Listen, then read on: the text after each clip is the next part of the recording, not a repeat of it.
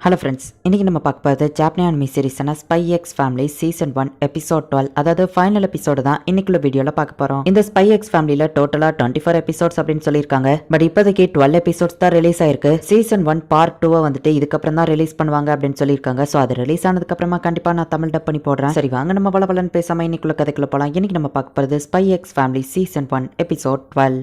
Railway ஸ்டேஷன்ல இருக்கிற ஒரு வயசான லேடியை நமக்கு காமிக்கிறாங்க. இந்த லேடி வெஸ்டாலிஸ்ட்ல இருக்கிற வயசுக்காக தான் ஒர்க் பண்ற ஒரு ஏஜென்ட். இப்போ அவகிட்ட சீக்கிரட்டா வந்து நம்ம ஹீரோ மிஷனை வாங்குறதுக்காக வரான். இவன் தான் நம்ம ஹீரோ ஏஜென்ட் ட்வைலைட். சீக்கிரட்டாவே இவங்க வந்துட்டு ஜோஸ் பாட்டில் வாங்குற மாதிரி மெசேஜ் பரிமாறிக்கிறாங்க. ட்வைலைட்டை பார்த்து அந்த வயசான லேடி வந்துட்டு, எனக்கு ரொம்பவே வயசாயிடுச்சு, நான் எதுக்குமே பிரயோஜனம் இல்ல, நான் எல்லாருக்கும் ஒரு வேலை பாரமா இருக்கணும், ஆனா நான் உயிரோட இருக்கிற வரைக்கும் நாட்டுக்காக தான் போராடணும் அப்படின்னு அவங்க நினைக்கிறாங்க. நம்ம ஹீரோ போயிட்டு இப்போ ஒரு மிஷனை முடிச்சுட்டு வரான். ஒரு ஏஜென்ட்டும் நம்ம ஹீரோவும் வந்துட்டு இப்போ பேசிக்கிறாங்க. கடைசி மிஷனை சக்சஸ்ஃபுல்லா முடிச்சிட்டீங்க போல ட்வைலைட், ஆபரேஷன் ஸ்ட்ரிக்ட் எப்படி போயிட்டு இருக்கு அப்படின்னு நம்ம கேட்கறான். வார் வராம தடுக்கிறது டானவன் அப்படிங்கிற ஒருத்தன் நம்ம ஹீரோ நெருங்கணும். அவனை நெருங்கணும்னா அதுக்கு ஆஸ்திரேலியால இருக்கிற ஒரு எலைட் ஸ்கூல்ல நம்ம ஹீரோ அவனோட பொண்ணை ஜாயின் பண்ண வைக்கணும். எல்லாம் நல்லபடியா போய்கிட்டு இருக்கு அப்படின்னு நம்ம ஹீரோ இருமப்போ, என்ன இப்பெல்லாம் சிகரெட் அடிக்கிறது இல்ல போல அப்படின்னு சொல்லி அந்த இன்னொருத்தன் கேட்கும்போது, ஆமா ஒரு பொண்ணுக்கு அப்பாவா இருக்கல்ல அப்படின்னு அவன் சொல்லிட்டு போறான். உங்க அப்பா இன்னைக்கு வீட்டுக்கு வர லேட் ஆகுன்னு சொன்னாரு அப்படின்னு சொல்லி யோர் சொல்லிட்டு, அவர் ரொம்ப ஹார்ட் ஒர்க் பண்றாரு போல, டாக்டர் ஒர்க்கும் ரொம்ப கஷ்டமா தான் இருக்கும்னு நினைக்கிறேன் அப்படின்னு சொல்லி அவன் மனசுக்குள்ள நினைக்கவும், ஆனி அவ மைண்டை ரீட் பண்ணிட்டு, அப்பா ஒன்னும் டாக்டர் கிடையாது, அவர் ஒரு ஃபீலிங்ஸ் டாக்டர் அப்படின்னு நினைக்கிறேன். ஆபரேஷன் ஸ்ட்ரிக்ட்டுக்காக ஆனியா வந்துட்டு ஒரு ஆர்ஃபனேஜ்ல இருந்து ட்வைலைட் கூட்டிட்டு வந்திருக்கான். அண்ட் அவளுக்கு மைண்டை ரீட் பண்ணக்கூடிய பவரும் இருக்கு. ஆமா இந்தாங்க அப்படின்னு சொல்லி ஆனியா போய் பிளேட்டை கொடுக்குறா. நேத்துக்கு நான் கொலை பண்ணவங்களோட ரத்த ஸ்மெல் இன்னும் என் கையில வருது அப்படின்னு சொல்லி யோர் நினைக்கிறா. யோர் காசுக்காக கொலை பண்ற ஒரு அசாசின், ஒரு ஸ்பை,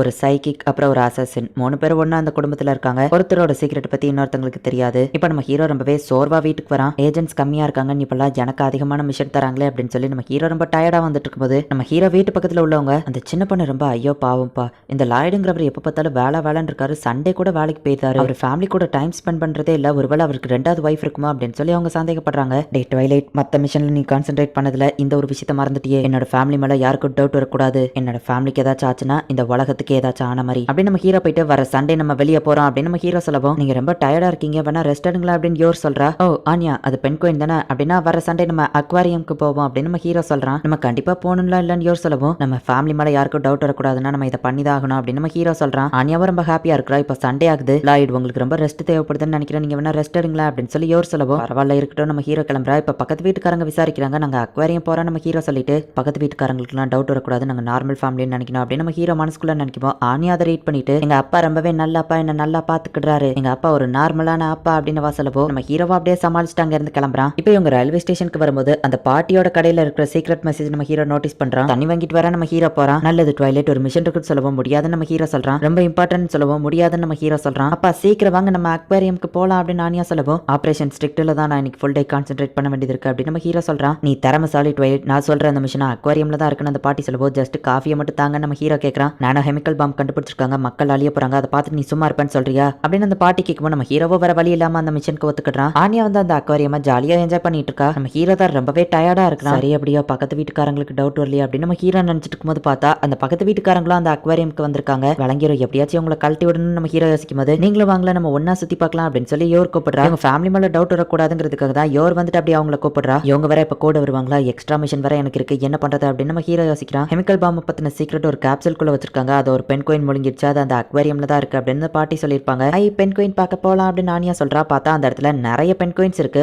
ஆனியா அதை பார்த்து ஆச்சரியப்படுதா, இத்தனை பெண் கோயின்ல எனக்கு தேவையான பெண் கோயின் எதுன்னு நான் எப்படி கண்டுபிடிக்கிறது, பசாம என்னோட எனிமி டீமை நான் தடுக்கலாமா, ஆனா அவங்க எப்போ வருவாங்கன்னு எனக்கு தெரியாது, கண்டிப்பா அவங்க அந்த பெண் கோயின்ல ஏதாச்சும் அடையாளம் வச்சிருப்பாங்க அப்படின்னு நம்ம ஹீரோ வந்துட்டு பெண் கோயினை பார்த்துட்டு இருக்கான். ஆனியா நம்ம ஹீரோட மைண்டை ரீட் பண்ணி சிச்சுவேஷனை புரிஞ்சுக்கிட்டா. சோ எந்த பெண் கோயின் அப்படின்னு அவ தேட ஆரம்பிக்கிறா. அந்த பொண்ணு அழகா இருக்கு, எனக்கு மீன் வேணும் அப்படின்னு சொல்லி ஒவ்வொரு பெண் கோயினும் ஒன்னொன்னு நினைச்சிட்டு இருக்கு. ஒரு பெண் கோயின் மட்டும் ரொம்பவே எருமிட்டு இருக்கவோ, அப்பா அந்த பெண் கோயின் உயிரோட இருக்குமா அப்படின்னு கேட்கிறா. அந்த பெண் கோயின் மட்டும் தண்ணியை குடிச்சு திரும்பி துப்பிக்கிட்டே இருக்கு, அது தொண்டையில ஏதோ சிக்கி இருக்கும்னு நினைக்கிறேன் அப்படின்னா இதுதான் அந்த பெண் கோயின் அப்படின்னு நம்ம ஹீரோ புரிஞ்சுக்கிட்டான். நான் ஏதோ கூல் ட்ரிங்க்ஸ் வாங்கிட்டு வந்துருந்தேன் அப்படின்னு நம்ம ஹீரோ கிளம்புறான். அவர் ரொம்பவும் ஹார்ட் ஒர்க் பண்றதுனால அவருக்கு ரொம்ப தாகமா இருக்குது போல அப்படின்னு சொல்லி யோர் நினைக்கிறா. புது பசங்களுக்குலாம் பொறுப்பே இல்லப்பான்னு ஒருத்தர் திட்டிட்டு இருக்கான். சார் வந்துட்டேன் அப்படின்னு நம்ம சொல்லுவோம். சீக்கிரம் வா கது தரேன் அப்படின்னு நம்ம கூப்பிடுறான். எந்த ஒரு பிரச்சனையும் இல்லாம பெண் கோயின்ஸ் நெருங்கிறதுக்காக நம்ம ஹீரோ கீப்பர்ஸ் மாதிரி வேஷம் போட்டிருக்கான். எது எந்த பெண் கோயின்ஸ் ஃபர்ஸ்ட் தெரிஞ்சுக்கணும் அப்படின்னு அவர் சொல்லுவோம். கம்ப்யூட்டர்ல எல்லா பெண் கோயின்ஸோட நேமையும் லைட்டா பார்த்து நம்ம ஹீரோ சொல்லுவோம். எழுது லைட்டா பாத்தியா, இதுங்களை அடையாளம் கண்டுபிடிச்சு பேரை தெரிஞ்சுக்கிறதுக்கு எனக்கே கஷ்டமா இருக்குன்னு சொல்லுவோம். நம்ம ஹீரோ எல்லா பெண் கோயினோட பேரையோ கரெக்ட் சொல்றான். எப்படி இவ்வளவு கரெக்டா சொல்றேன்னு கேட்கும்போது, ஒவ்வொன்றுக்கும் தனித்தனி பேட்டர்ன் இருக்கு, அதோட ஃபேஸ்ல ஷேட் டிஃபரன்ஸ் இருக்கு அப்படின்னு நம்ம ஹீரோ சொல்றான். நம்ம ஹீரோவோட டார்கெட்டா இருக்கிற அந்த பெண் கோயின் பேரு பால்ஸ். அதுகிட்ட நம்ம ஹீரோ நெருக்கலான்னு பார்த்தா நிறைய பெண் கோயின்ஸ் வழியில நிக்கி சீக்கிரமா வேலையை முடிச்சாகணும். சார் இதை நானே பாத்துக்கிட்டுமா அப்படின்னு சொல்லி அவன் கேட்டுட்டு, ஒவ்வொரு பெண் கோயின்ஸ்க்கும் எந்த மாதிரி மீன் தேவைப்படும் அப்படிங்கறத நம்ம ஹீரோ கால்குலேட் பண்ணி செம ஃபாஸ்டா எல்லாத்துக்கும் சர்வ் பண்றான். புது பையன் எப்படி இவ்வளவு சூப்பரா பண்றான் அப்படின்னு சொல்லி அந்த கீப்பர்ஸ் ஆச்சரியப்படுறாங்க. சார் இவனுக்கு உடம்பு சரியில்லைன்னு நினைக்கிறேன், நான் இவனை கிளினிக்கு தூக்கிட்டு போறேன் அப்படின்னு சொல்லி நம்ம ஹீரோ டார்கெட் பெண் குயினை தூக்கிட்டு போறான். நம்ம ஹீரோ நினைச்ச மாதிரியே அது தொண்டையில அந்த கேப்சூல் சிக்கிட்டு இருக்கு அண்ட் அதோட கால்ல மார்க் பண்ணியும் வச்சிருக்காங்க. நம்ம ஹீரோ அந்த கேப்சூல் எடுக்கலான்னு போறதுக்குள்ள என்ன பண்ணிட்டு இருக்க அப்படின்னு சொல்லி இன்னொருத்த வந்து கேட்கறேன். இதுக்கு உடம்பு சரியில்லைன்னு சொல்லவும் நான் பெண் குயினை பத்தி ரிசர்ச் பண்ற ஒரு ப்ரொஃபசர் கொண்டா நான் போய் அதை கிளினிக்ல விடுறேன் அப்படின்னு சொல்லி ஐடியா காமிக்கவும் நம்ம ஹீரோ அது ஃபேக்குங்கிறத கண்டுபிடிக்கிறான். நீ யாரு அப்படின்னு நம்ம கண்ணை நீட்டவும் டக்கு நம்ம ஹீரோ அவனை அடிக்கிறான். அவன் அங்கிருந்து எஸ்கேப் ஆகி ஓடுறான். ஹே கிளினிக் இந்த பக்கம் இருக்கு அப்படின்னு சொல்லி அந்த கீப்பர் கூப்பிடுறான். இந்த பெண் குயினை விட்டுட்டு நம்ம ஹீரோவால போக முடியாது, அதே நேரத்துல அவனையும் தப்பிக்க விட முடியாது, வேற ஆளுங்களையும் அவன் கூட்டிட்டு வந்துடக்கூடாது நம்ம ஹீரோ யோசிக்கவும் ஆனியா நம்ம ஹீரோவோட மைண்ட் ரீட் பண்றா. ஆனியா எங்க போனான்னு சொல்லி யோர் தேடிட்டு வந்துட்டு இருக்கா.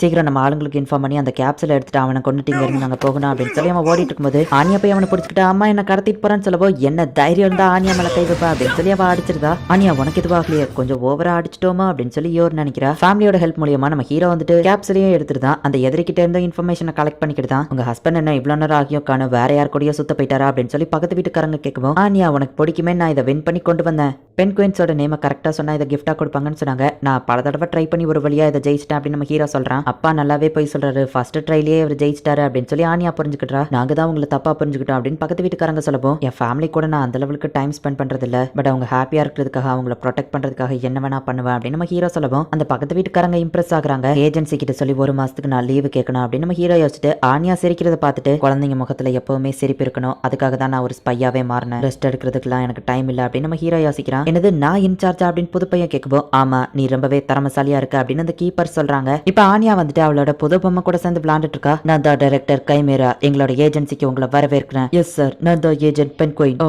ஏஜென்ட் பென்குயின் உங்களை வரவேற்கிறேன், இதுதான் agent Anya. Agent Anya reporting sir. Agent penguin நீங்க நம்ம ஆர்கனைசேஷன்ல சேரணும்னா இதை சாப்பிடணும், இதை நீங்க சாப்பிட்டீங்கன்னா ஒரு அபிஷியல் மெம்பரா மாறிடுவீங்க. ஏஜென்ட் ஆனியா இப்ப அவரை ஒரு அபிஷியல் மெம்பர், அவருக்கு நம்ம இடத்த சுத்தி காட்டுங்க. Yes sir.